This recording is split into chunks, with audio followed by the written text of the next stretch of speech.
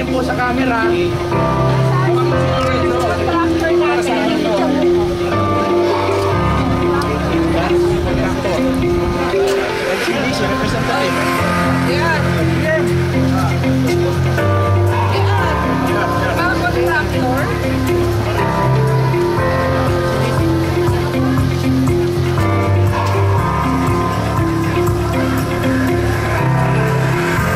Kasalukuyan na pong ihuhulog ang kapsula ng mga dokumento ng Buludab sa pangunguna po ng ating administrator Ricardo R. Bisaya.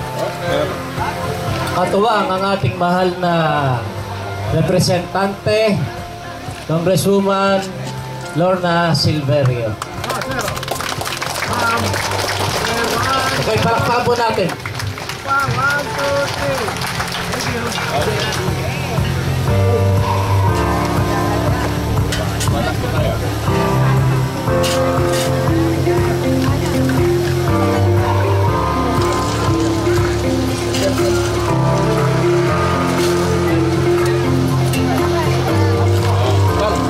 Anthony, side lang po.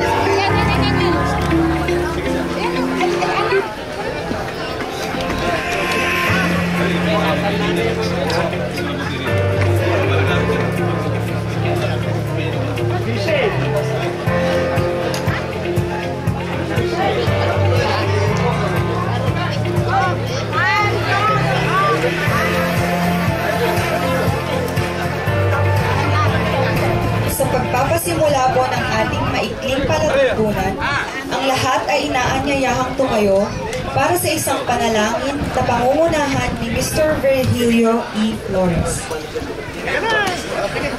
Yung mga tao dito sa Okay, sadali po tayong manahimik. Let's feel the presence of the Lord. Dakilang Diyos at mapagmahal na Ama, we praise you. Salamat po sa araw na ito. Isang napakahalagang araw para sa bawat isa sa amin, Panginoon. Ito po yung katuparan ng isang pagkapala at grasyang alam mo namin, Panginoon, na sa pamamagitan ng iyong patnubay ay nagkaroon po ng katuparan, Panginoon. Salamat po sa lahat ng tao na gumalaw at kumidos upang ang proyektong ito na Bulo Street, Panginoon, ay magkaroon ng katuparan, Panginoon. Kaya we want to live up to you. Bless us, O Lord God. Basbasan mo po ang lahat, Panginoon. Basbasan mo po ang napakagandang proyektong ito na magdudulot ng kaginhawahan sa mga tiga San Miguel at DRT, Panginoon. Tulungan mo kami at alisin po yung challenges and trials, O Lord God, na ito'y magawa ng very smooth, Panginoon. Empower mo ang lahat ng nangunguna sa gawang ito. Lalo na po, Panginoon, ang magsasaka na mabibiyaan ng patubig na ito, Panginoon. Makamit ang pagkakaisa para sa ikatatumpay ng proyekto at ganoon din para sa Rise of Efficiency na programa ng aming pamahalaan. At bidalangin namin sa pangalan po ng anak na si Jesus. Amen. Manatili po tayong nakatayo para sa sabayang pag-awit ng Lupang Hinirang sa pagkumpas ni Binibining Alice Cruz. Kasunod ang pag-awit ng Ako ay Pilipino.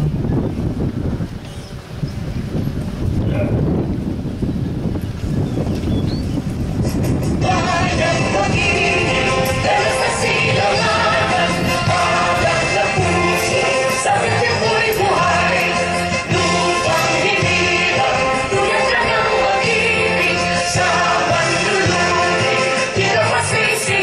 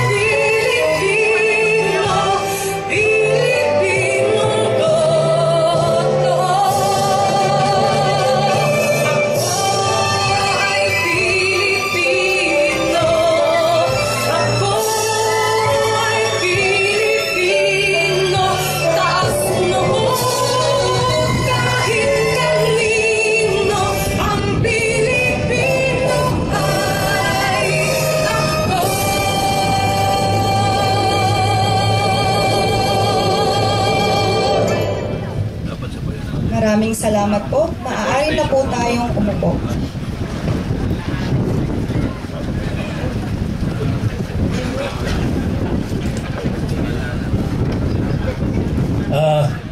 Pagpupugay po sa ating mga panauhin at higit sa lahat sa mga magsasakang na narito ngayon, sa pangunguna po ng IA President ng Kalawakan, Malibay Kalawakan IA, Alberto A. Gatus, Sir.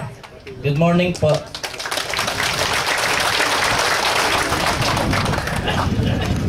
Magalang pong tinatawagan ang Division Manager, Engineering and Operations ng NIA Region 3 upang igawad ang kanyang mensahe ng pagtanggap.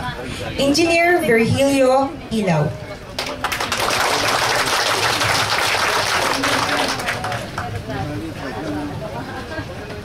Hello. Magandang umaga po sa ating lahat at binabati ko po ang lahat ng ating mga panauhin, mga pinagpipitagaan ng panauhin sa umagang ito. Sa lahat po ng mga, lalong-lalo na sa ating mga farmer beneficiaries ng Bulo Small Reservoir Irrigation Project. At sadyang napakabuti po ng ating Panginoon sapagkat binigyan tayo ng napakagandang panahon para po masaksihan itong ating groundbreaking ng ating proyekto ng ating patubig. At sa ngalan po ng NIA Region 3, sa mga kasamahan ko na naririto, ay kayo po lahat ay malugod namin na tinatanggap dito sa lugar ng Bulo. At ito po ay ang lalong-lalo na po dito sa barangay Kalawakan na nakasakupan ng Doña Remedios Trinidad.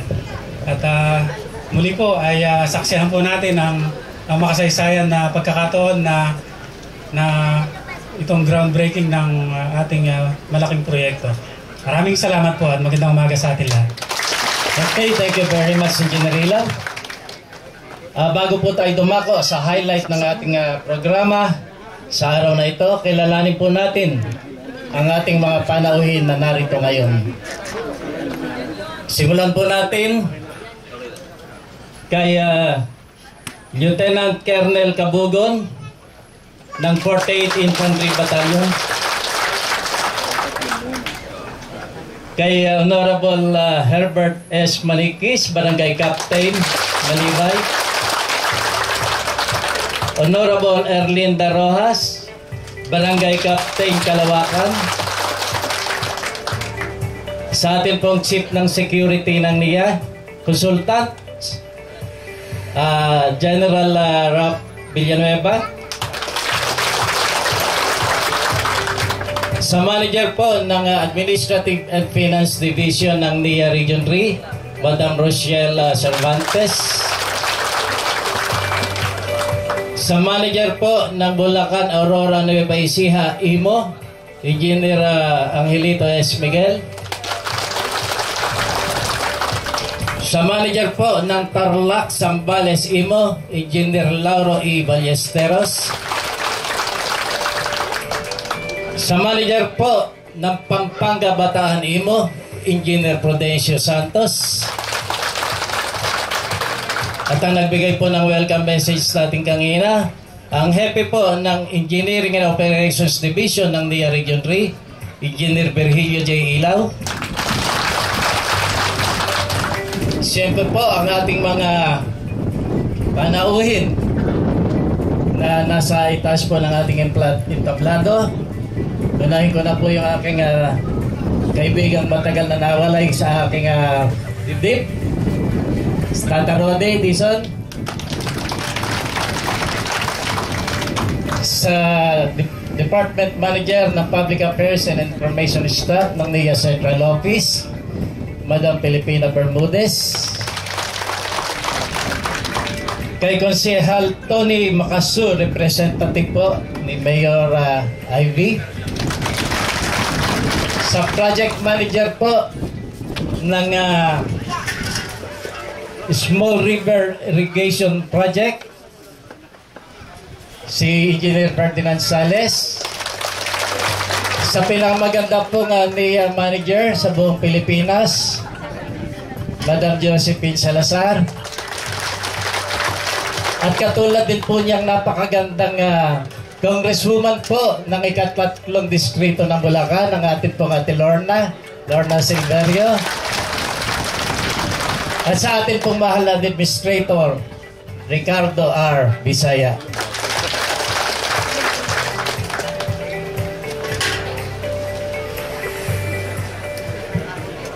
Para naman po ibigay ang backgrounder ng Bulo Small Reservoir Irrigation Project, pasalubungan po natin ng palakpakan ang manager ng NIA Region 3, Engineer Josephine B. Salazar.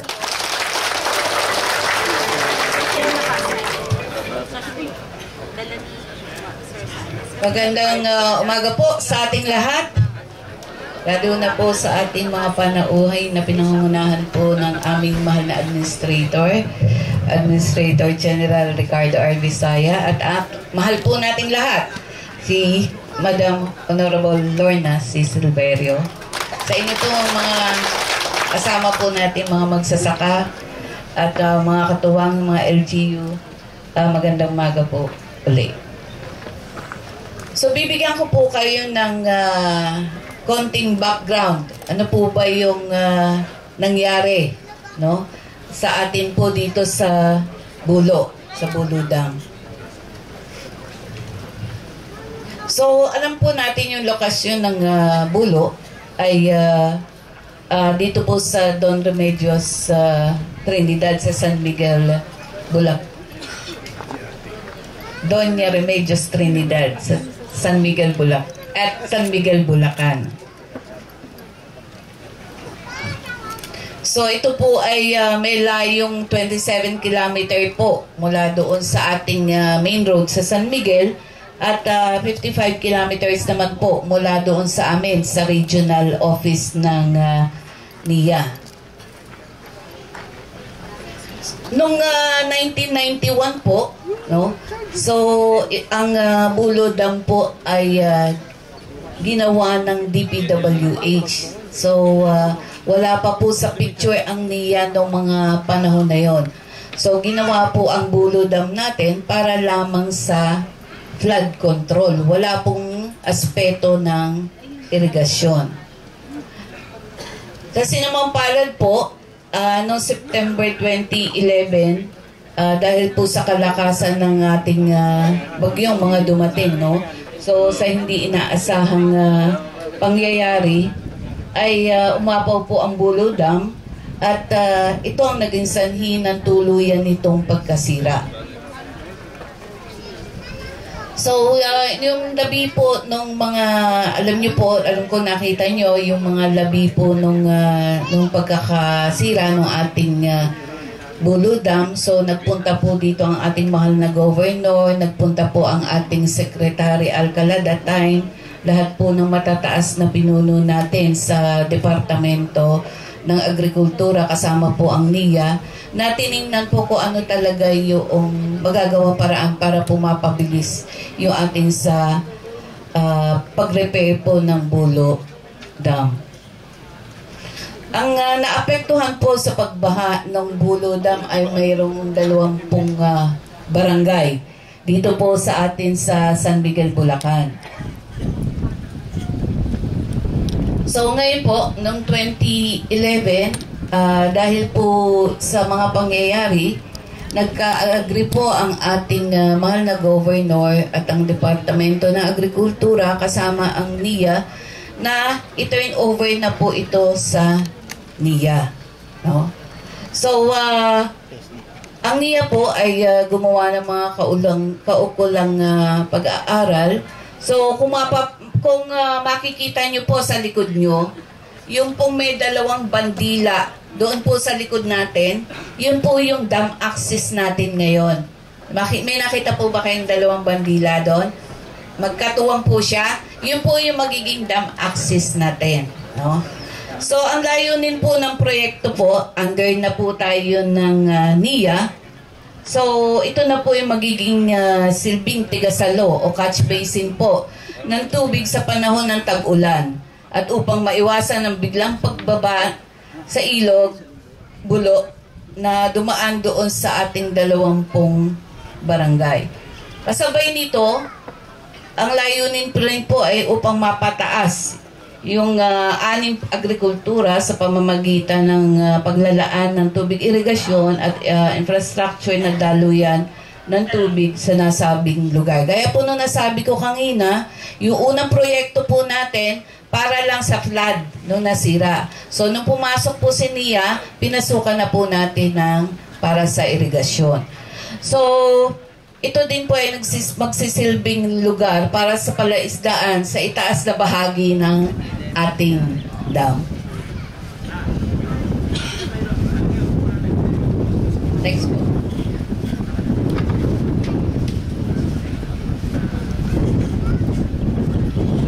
So, nung March po, nagsimula na po tayo ng mga feasibility study. Nung March 2012, in-endorse na po ng Regional Development Council yung construction na po ng bulok under NIA. So, sa tulong po ng ating governor, na ipapasa na po natin sa Regional Development Council. And then, noong October 2014 po, naparehistro na rin po natin yung Samahan ng Irrigators Association na pinangungunahan ni Pangulong Alberto Gatus. No? So, yung Malibay Kalawakan Irrigators Association. So, noong December 14, 2015, nabigyan na rin po tayo ng Environmental Compliance Certificate. So, na-comply na rin po natin yung mga preparatory. At noong 2016, February 2 po, ibinigay na rin, naipasa na rin po natin yung aplikasyon natin para sa right doon sa tubig sa NWRB. Kasunod po nito, noong pong February 3, 2016, naibigay naman po yung clearance din from the National Commission on Indigenous People o yung NCIP. So kaya po nagtuloy-tuloy na po yung ating proyekto. Pagdating naman po sa pondo, no, para po doon sa inyong kaalaman, nagsimula po yung 2013, yung feasibility study. Kasi po sa kawalan ng plano, inulit po lahat ng NIA. Kaya nagtataka, kaya bakit ba ang tagal? Kasi po nagsimula ulit tayo sa simula. So yung design ng dam, dinesign na po natin siya para mayroon po tayong ma-irrigate ng mga area. So yung nagkakahalaga po nung feasibility study na yun, 3 milyon. Nagkaroon din po ng allocation na 152 million para po doon sa clearing po ng dam, rechanneling po ng river, tsaka yung mga slope protection. So, yun po yung sa 2013. Pagdating naman po ng 2014, nagkaroon po ng alokasyon na 80 million para naman po ito doon sa mga ginagawa nating irrigation facilities. Kasunod din po noon, noong 2015, para doon sa pondo ng ECC, ng NCIP, at iba pang mga pasilidades. So, noong 2016 po, nagsimula na po yung allocation natin para doon sa dam and irrigation facilities. But nung napondohan lang po yung ating dam, yung Bulu Dam, sa panahon po ng aming mahal na administrator at siyempre ng ating mahal na Congresswoman, Lorna Ciselverio. Pero pagamat po napondohan tayo ng 360 million, kapos pa rin po siya. Kaya po nag-work out po kasama natin sa Kongreso si Ma'am Lorna na madagdagan at mabuo na yung buong alokasyon para maitayo na tuluyan yung dam. Kaya po tayo nandito ngayon dahil po doon sa pagkakapondo po natin kasama po ang aming administrator at mahal na Congresswoman. Palakpakan naman po natin. So, yun po ang ating history sa Bulu. Gandang umalo po ulit. Thank you po, Madam. At para naman po sa paglalatag ng project component ng ating Bulu Dam, magalang pong tinatawagan ang project manager ng Small River Irrigation Project, si Engineer Ferdinand G. Sales.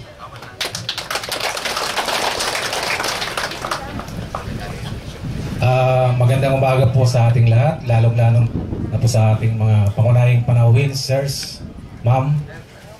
Good morning po. Ang Bulu small reservoir irrigation project ay matatagpuan po sa ikatlong distrito ng Bulacan. Ang mga beneficiaryo po rito ay sa Barangay Kalawakan, Doña Remedios Trinidad at Malibay, San Miguel, Bulacan. Ang lawak po ng patutubigan sa Kalawakan po, sa DRT, meron pong 35 hektarya at sa Malibay, San Miguel naman po ay meron pong 535 hectares. So sa kabuuan po, meron po tayong 570 hectares. Tuwing tag-ulan po, ang mapapatubigan natin ay 570 hectares. At kung tag-araw naman po, ang mapapatubigan natin ay 200 hectares sa palay at 300 hectares sa iba't ibang uri ng pananim. Ang bilang po ng magsasakang makikinabang dito ay 500 po. Next. Ang kabuuang halaga po ng proyekto ay 990.37 million na hinahati po sa dam construction na 632.41 million pesos at irrigation facilities po na 194.13 million. At pre-construction activities po na 163.83 million na nahahati sa institutional development, construction survey, right-of-way damages, equipment, supervision and monitoring, at sa contingencies. Next please. Ang mga nilalaman po ng proyekto, pagtatayo ng imbakan ng tubig na may taas na 29.05 meters, haba na 141 meters, at lawak ng imbakan na 54.6 hectares. Paggawa ng pangunahing kanal sa Hilaga na may habang 4.2 kilometers at Timog na may habang 5.8 kilometers. Paggawa ng 13 kilometers na lateral canal at tanggapan ng samahan ng magpapatubig o field office at overflow bridge, daanan o access road. Ang economic internal rate of return po ay 18%. Ang proyekto po ay napag-alaman na may sasagawa at kapakipakinabang para sa lahat. Next. Next. Ito po yung pictures ng service area. Ito yung ginawa nung 2013, yung paggawa po ng slope protection habang ginagawa po ito. At ito rin po yung pagkatapos ng paggawa na po ng slope protection. Next please. Yung allocation po ng 2014 na 80 million ay ang ginawa po ay construction ng North Main Canal. So nabubuhit po ng elevated plume, cut and cover at saka open canal. Station 0 plus 0.5 to 4 plus 200. Construction of South Main Canal, elevated plume, cut and cover, open canal from station 0 plus 300 to 2 plus 810. Construction of access road na 2.13 kilometers at north lateral B na 1.05 kilometers. Ang CY 2014 po ay construction of main canal 0 plus 0.45 to 4 plus 200 at construction po ng South Main Canal na 0 plus 300 to 2 plus 810 at construction po ng access road na 2.13 kilometers. Ang 2015 po na 50 million pang halaga, ang ginawa po ay construction ng South Main Canal at construction ng South Lateral C at construction of field office building. Ito po yung mga pictures ng ginawa ng CY 2014 North Main Canal at saka yung access road. Ito po yung South Main Canal na ginawa po sa 2014. Ito naman po yung ginawa sa 2015 South Main Canal ulit at yung field office building. Next please. Ito po yung paglagda ng kasunduan sa pagtatayo ng Bulo Dam sa pamagitan po ni Administrator General Ricardo Bisaya at ng pamunuan po ng Lorenzo Development Construction and Corporation. Next please. Ito naman po yung pagtatayo ng dam na aabutin po ng hanggang 2021. Next. Salamat po. Maraming salamat po, Engineer Sales. Before we proceed, I would like to acknowledge the arrival of the representative of DRT Mayor, the Municipal Administrator, Mr. Nilo Claro.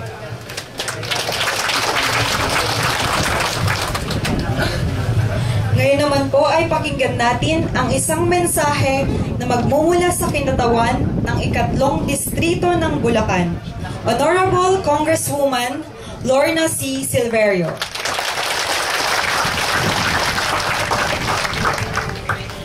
Maraming salamat po. Magandang umaga po sa ating lahat. Talaga pong kay ganda ng umagang ito, kay ganda ng araw na ito, kasi sa araw pong ito, April 30, 2018, ay magkakaroon na po ng katuparan ang mga minimithi po ng ating mga maliliit na magsasaka na talaga po namang simula noong 2011 ay puro hinaing ang aking nadidinig. Alam niyo po, bago ang lahat ay nagpapasalamat po ako kay General Bisaya at syempre po kay Engineer Josie at sa mga bumubuo po ng NIA sapagkat siguro po nakulitan din sila sa akin. Makulit po kasi ang inyong congresswoman.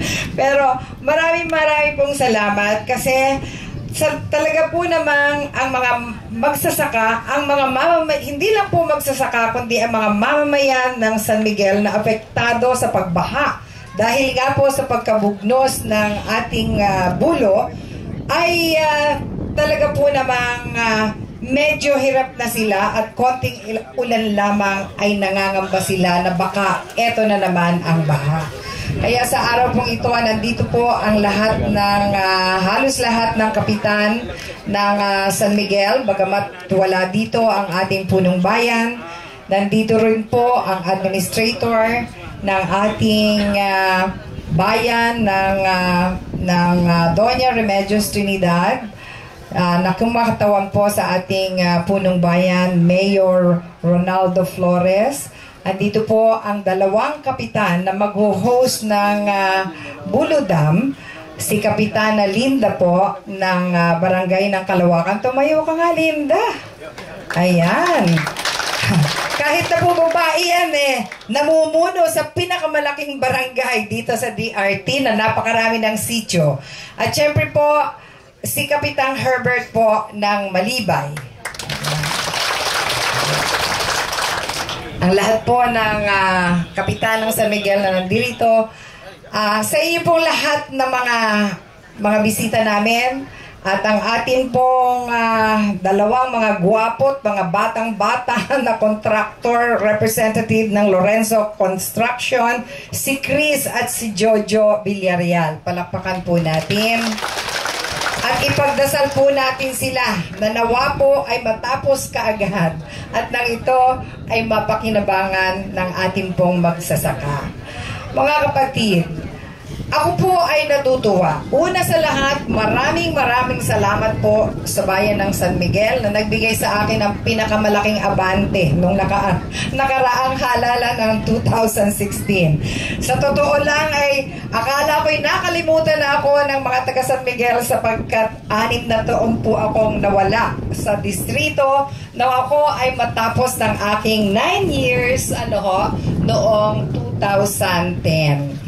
Pero pag daw may itinanim, ay merong aanihin. Kaya't maraming salamat po na bigyan ako ng pagkakataon at sa aking pong pamamasyal sa buong San Miguel nung nakaraang kampanyahan ay iisa lang po ang inirereklamo ng mga mamamayan. Ito po ay ang labis na pagbaha dito sa San Miguel na sanhi ng pagkasira ng kanilang mga tanim. Hindi po sila makapaghanap buhay, makapagtanim.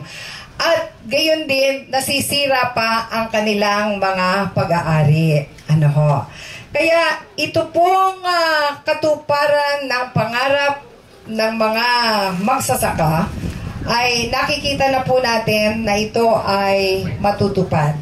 Kaya't konti na lang pong kembot at naandyan na ang honest to goodness na dam, ang Bulo Dam, na alam ko po na ito ay makapagbibigay ng economic development para po sa ating pong mga magsasaka. Alam niyo po, ang 3rd District ng Bulacan, particularly ang San Miguel, is the vegetable basket of the province, no? So, sa muling pagbubukas ng Bulo Dam, ay ito po ay talagang makakatulong para po naman sa kabuhayan ng ating maliit na magsasaka. Kaya ako po ay nagpapasalamat. Doon po sa upper portion, pwede tayo sigurong maglagay doon ng mga isda para meron din tayong produkto na isda dito sa Bulo Dam. Kanina po pinag-uusapan namin ni Administrator General Bisaya na mainam din na itong Bulo Dam ay maging source din po ng dagdag na elektrisidad para sa atin. So mukhang hindi ho ito ata kasama dun sa study, pero baka naman pwede pang ihabol. Pag ito'y pinagsama-samahan natin, ay maaari pong ma-achieve din natin ang pagkakataong ito na makapag-produce tayo ng elektrisidad dito sa ating dam. So, sa inyo pong lahat, ako hindi na pagkakahaba-haba at napakainit ng panahon, pero ang ito pong araw na ito ay hindi ko makakalimutan. Ngayong umaga, nandito tayo sa Bulo Dam. Mamaya namang 1:30, na andun po ako sa ating Plaridel Bypass na ako rin ang nag-advocate nung panahon na una akong nasa Kongreso. Mamaya po, finally, ay mag-iinagura po tayo nung ating bypass. At the same time, mag-groundbreaking po tayo doon. Kasi 2 lane lang ito, gagawin na pong 4 lanes. So, we will have the groundbreaking to convert this bypass into 4 lanes. Dadagdagan pa po ng 2 lane.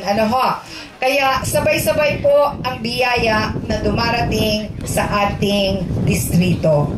So, sa inyo pong lahat, maraming salamat po sa ating mga makikinabang dito, ang mga taga San Miguel, ang mga taga Doña Remedios Trinidad.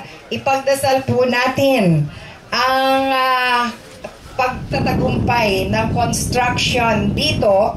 Samahan po natin ang dasal at hinihiling ko po parate. Ipagdasal niyo po ang mga naglilingkod dito sa ating lugar. Ipagdasal niyo po ang mga taga-NIA, no? Kailangan po ipagdasal po natin ang ating Pangulo, Duterte, sapagkat kailangan po talaga ipinagdadasal natin ang mga namumuno at naglilingkuran sa ating bansa. At nang sa gayon po ay mabless sila at magawa kung ano ang tama para sa kapakanan ng mas marami pang mamamayan. Ako'y nagpapasalamat sa ating Pangulong Duterte. At ngayon pa lang na 2018 ako makakatikim ng pinakamalaking bahagi ng ating national budget. Noong 2016, nakapag-budget po ako for 2017 ng 1.7 billion para sa buong distrito. Pero ngayon pong 2018 ay mga 5.8 billion po ang mga proyekto. Nasa kasalukuyan po ay patuloy na ibinibid. 80% of the projects covering that amount is already bidded out. Kaya makaaasa po kayo ng higit pang maraming development projects ang mangyayari sa ating distrito.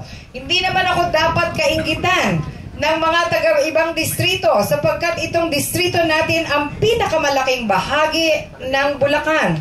2/3 of the land area of the 3rd District of Bulacan ay ito po. Kaya hindi ako dapat kainggitan.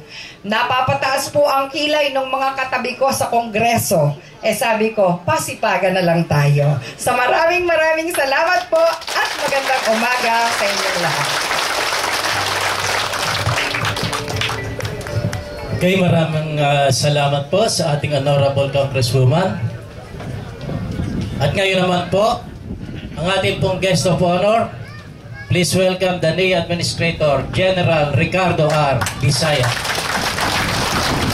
Salamat. Magandang umaga po sa inyong lahat. Hindi ko na po babatiin ng isa't isa ang ating mga panahon ngayon dahil nabanggit na kanina. Pero alam niyo po, hindi ko makalimutan last year, pag-upo ko pa lang na administrator ng National Irrigation Administration, pumunta ko si Kong Lorna sa opisina ko.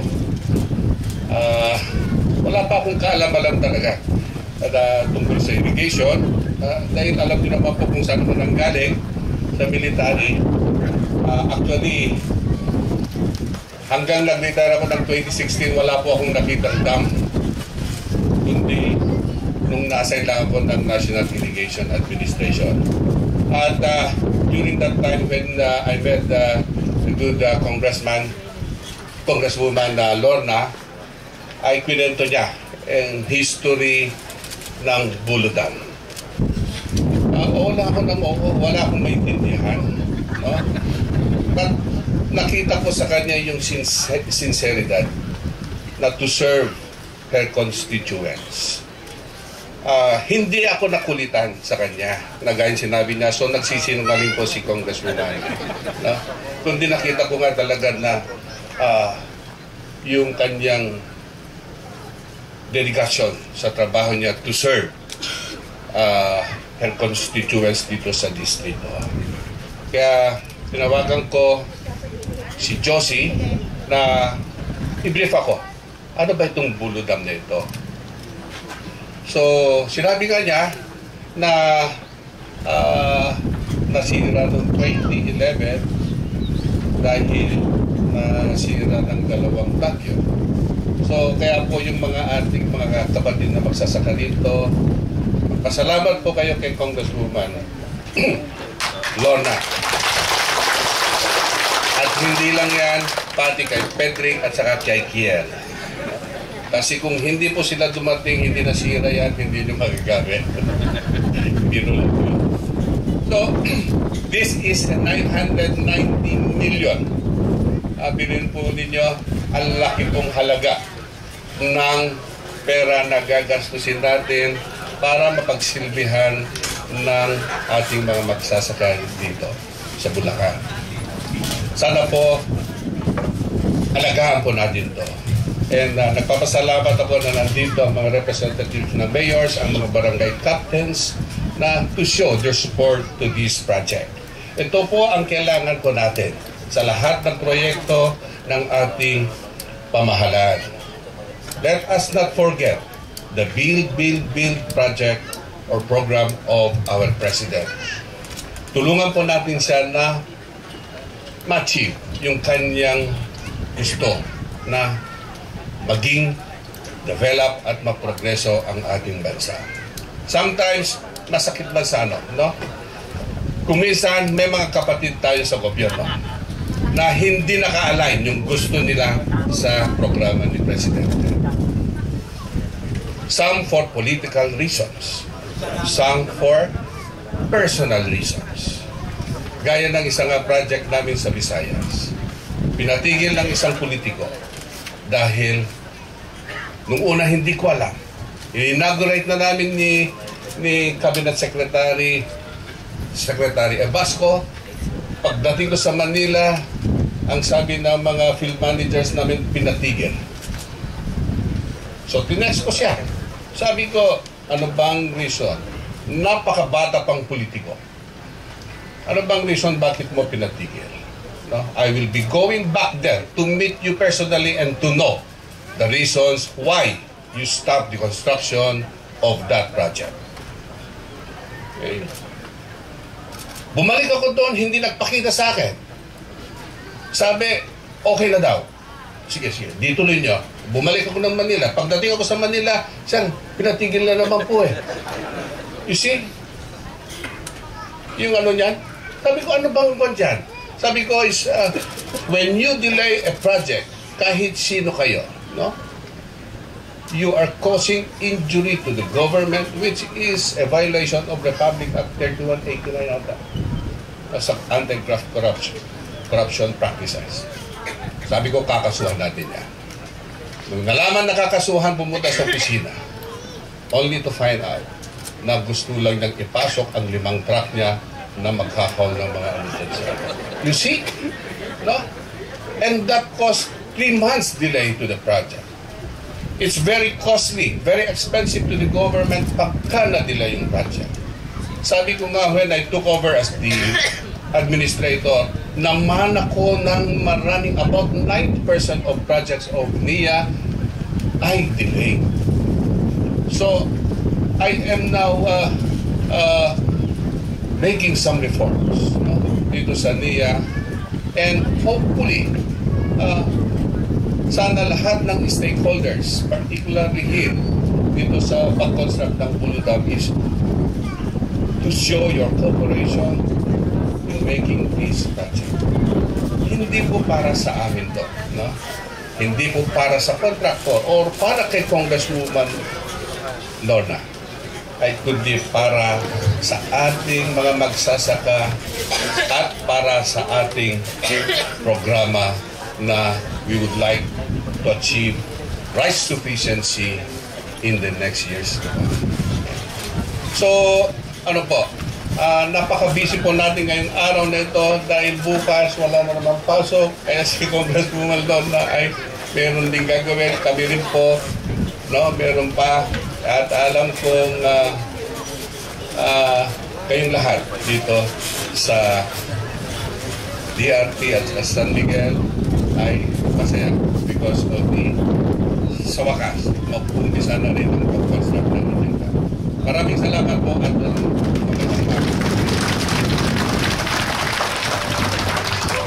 Okay, thank you very much, sir. Dito na po natatapos ang ating palatuntunan. Muli po, maraming salamat sa pagdalo ninyong lahat.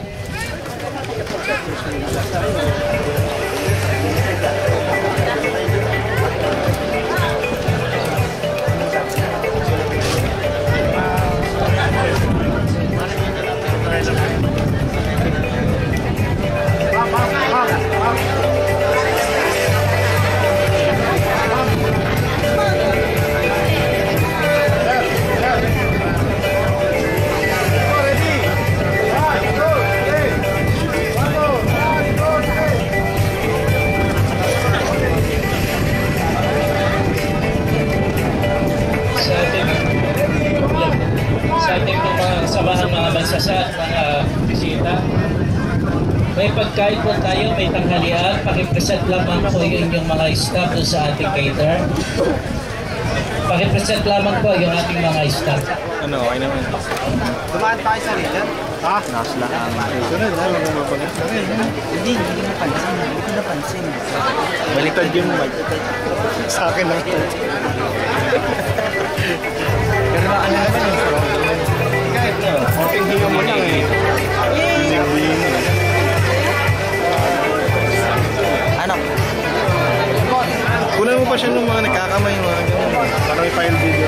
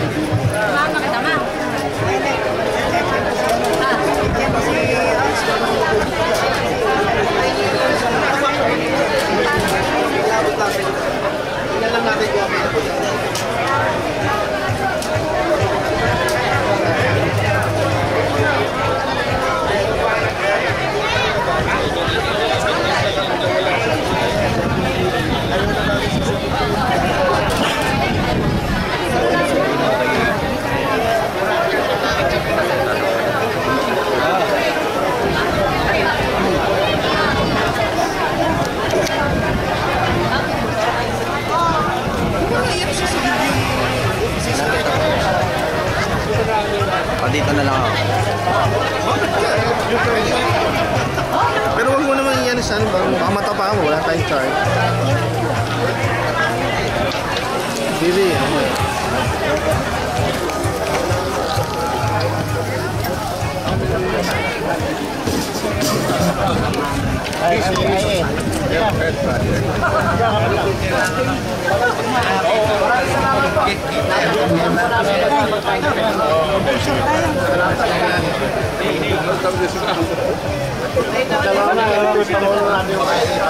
Kuya Mon,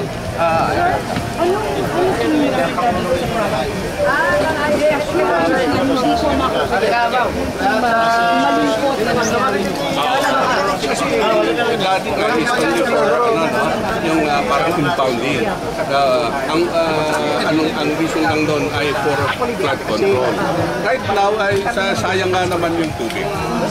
So with the now, maipon na tubig dyan, the farmers can use it. More than 500 hectares will be irrigated. So yun ang magandang ano doon is maraming purpose actually na dam. Actually pagkakakitaan natin ng ano ng ating mga kababayan at gobyerno. So dito nga is although hindi kasama yung hydropower component pero nakagalan natin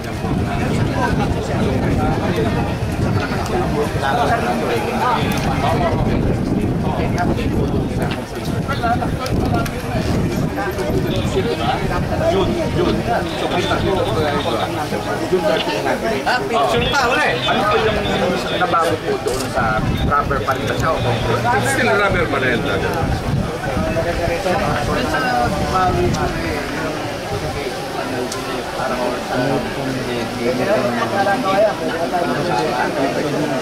yung mga rehab efforts hindi nakakasapat para magkatulog yung at least 300 hectares. So yung mga ganyan na bagay, tingnan natin kung ano saan bakit hindi na ituloy. So, isang gulin nyo lang kay Josie, hindi na Salazar, para ma-investigate, may evaluate ulit kung pwede mapa. Kasi alam natin na kung minsan yung sources ng tubig wala na no? So baka may rason doon. Kasi yung ginawang talk ng public works, matagal na namin sinasabi. Dapat ba itong take over?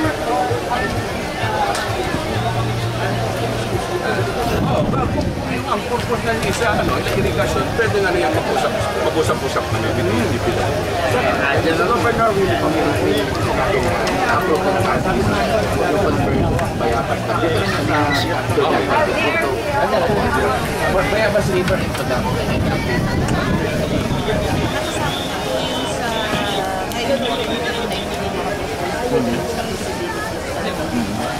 Matatapos na po yung feasibility study sa Bayabas.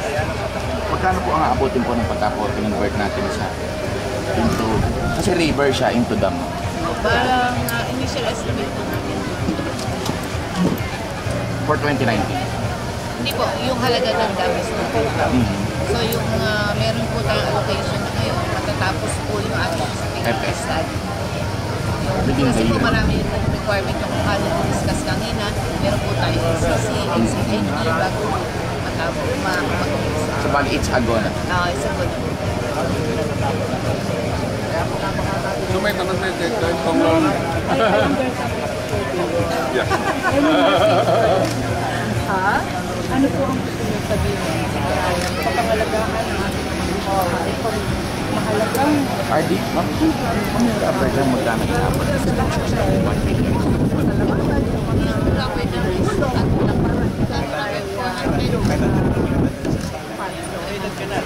kasi yung iba, pero irrigation portion, parang kapag Pero RD, paano ang mahalagaan development ng Bululaw. Mahalaga po para sa ating mamamayan, mahalaga para sa kanilang mga kabubuyan. At saka, hindi na ito magdudulot ng pinsala. Ang tubig, dapat hindi nakakapinsala. Ang tubig ay dapat ay nagagamit natin para sa kabubuyan. Water is life, di ba? Ano yung magic ng ginawa nyo? napalabas yung pondo. Medyo lang po ako persistent. Persistency. Pero ginagawa na nilang talaga tapos na ang feasibility study. Talagang masusing pag-aaral naman ang ginawa ng NIA. Oo, so hindi naman talaga kaagad-agad. Naswertehan ko lang, natapos na. So ang susundot-sundutin ko na lang sila. Kasi kulang ang pondo. So yeah, I had to work it out with Congress. So yung baha sa San Miguel in the next 4 years ay mawawala na. This will solve everything. Ma'am, any assurance ma'am na yung budget for the Bayabas and ito ma'am is lulusot 2019-20? Ay, hindi. Ito okay na ito ano yung tawag natin sa bagong budgeting? Yung Cash budget year. Yung sa budget reform, yung within the fiscal year, kailangan Pero automatic yan, kung 2 billion yan, it cannot be done in 1 year. Parang siya, so may multi-year. tranches. Parang ganito rin. Short of the budget. Mga sir, mag-request na po kami ng isang malinis sa litrato lang dito po sa structure. Kayo tatlong. Malinis na picture. Bakit? Kasi may mga umbrella. Doon lang po sa structure na to, sir. Okay, sige. Background nyo na lang yun, no? Yun. Malayo. Malayo. Doon tayo sa main. Dito. Alam na, dito. Dito na lang. Di ba pwede dito? Ayun na lang, no? Ayan na lang. Sige. Ma'am, dito na lang po, General Ton. Kasi baka maano mo ito, yung nakakisa-light, di ba? Di ba? Dito lang, sir. Dito. Sir. Tama yan. May pupuntahan pa siya. May mga okay, tama yan daw.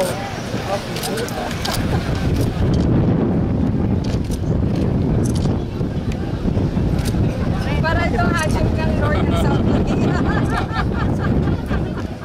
Pero not enemies, ha?